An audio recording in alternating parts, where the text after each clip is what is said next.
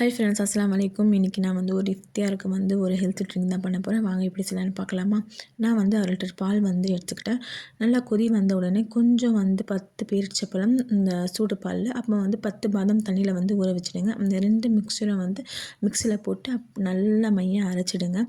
பால் கொதி வந்த உடனே இந்த மிக்சரை போட்டு நல்லா மிக்ஸ் பண்ணிவிட்டு தேவையான அளவு சர்க்கரை போட்டு நல்லா மிக்ஸ் பண்ணிவிட்டு, கஸ்டர்ட் பவுடர் இருக்குது பார்த்தீங்களா, 2 ஸ்பூனாக தண்ணியில் கரைச்சி வச்சுருக்கேன் பார்த்தீங்களா, அதுவும் கொஞ்சம் போட்டுட்டு நீங்கள் ஒரு கொதி வந்துடும். திக்காக இருக்கும்போது ஆஃப் பண்ணிவிடுங்க.